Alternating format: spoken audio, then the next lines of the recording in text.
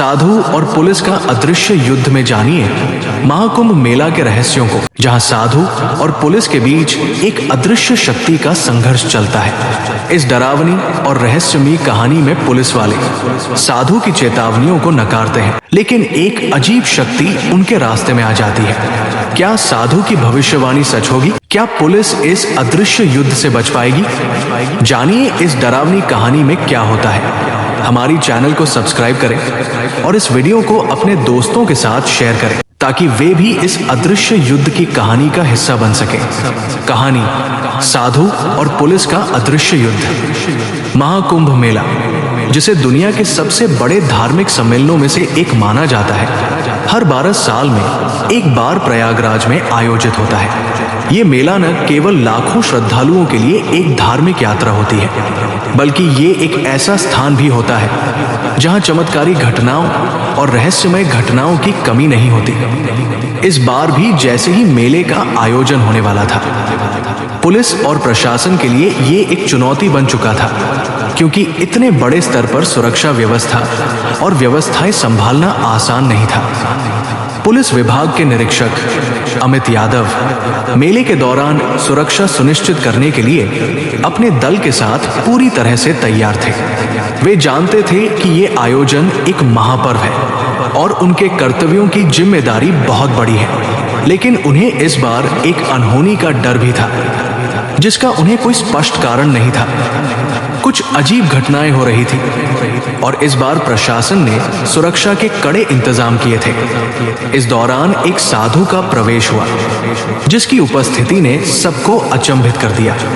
साधु का नाम रामनाथ था। उसकी आंखों में कुछ गहरा छुपा था। ऐसा लगता था जैसे वो किसी रहस्य को लेकर आया हो। वो अपने सफेद चादर में लिपटा हुआ था और उसके चेहरे पर एक अदृश्य सी मुस्कान थी।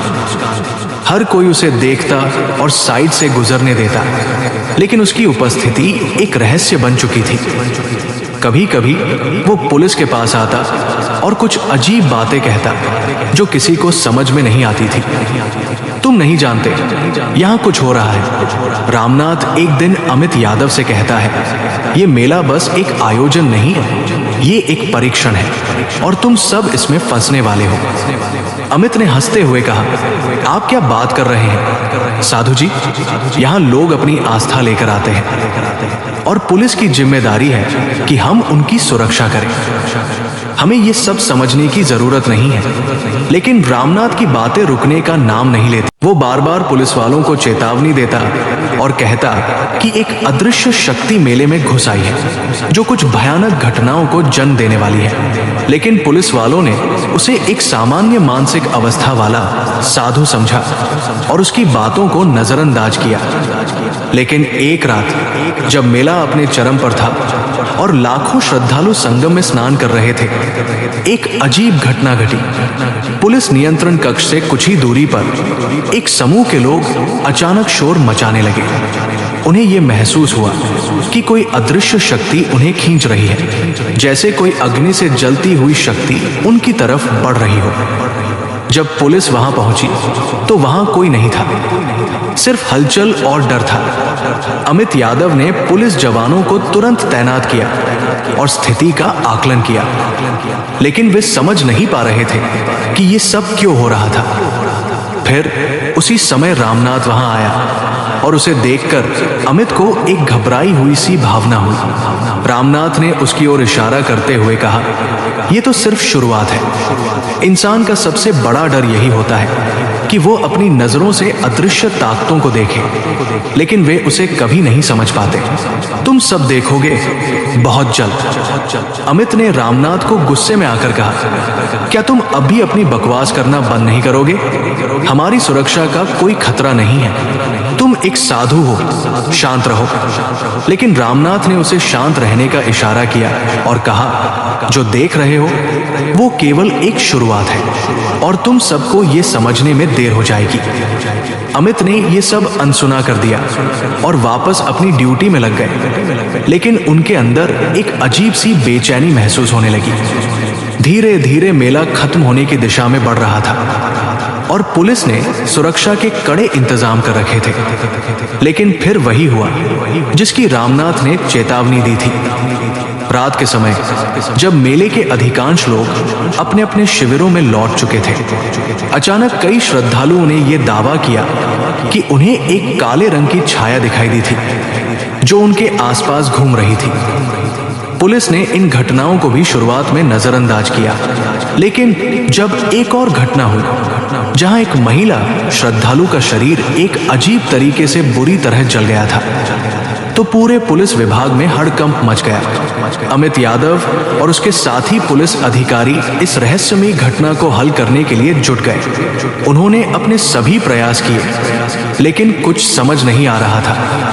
इस समय अमित के दिमाग में रामनाथ की चेतावनी गूंजने लगी। ये एक अदृश्य युद्ध है। रामनाथ ने एक दिन कहा था, ये शक्ति बहुत पुरानी है और तुम जितना इसे नजरअंदाज करोगे, ये उतना ही मजबूत होती जाएगी। अमित ने इस बार रामनाथ की मदद लेने का फैसला किया। उन्होंने साधु से पूछा, क्या तुम हमें इस अदृश्य शक्ति से बचाने में मदद कर सकते हो? रामनाथ ने कुछ समय चुप रहने के बाद कहा, तुम सब ने अब तक इसे नजरअंदाज किया है, लेकिन अब तुम्हें सचमुच अपनी आस्था और साहस का परीक्षण करना होगा। मुझे तुम्हारे साथ चलने की जरूरत नहीं, लेकिन तुम्हें अपनी ताकत खुद पहचाननी होगी। अमित और उसके साथी पुलिस अधिकारियों ने रामनाथ की सलाह मानी और एक खास योजना बनाई। उन्होंने सभी घटनाओं के क्षेत्रों का निरीक्षण किया और वहां एक अदृश्य शक्ति को पहचानने की कोशिश की। जब वे उस स्थान तक पहुंचे तो एक अजीब सी हवा चलने लगी और अचानक सब कुछ ठंडा हो गया।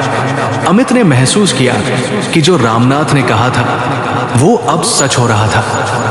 ये एक अदृश्य युद्ध था और उन्होंने उसे पहचान लिया।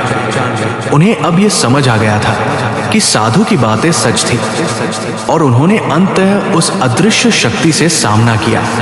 ये शक्ति उनके साहस और आत्मविश्वास का परीक्षण कर रही थी और जब उन्होंने अपने भीतर की शक्ति को पहचाना तो सब कुछ सामान्य हो गया।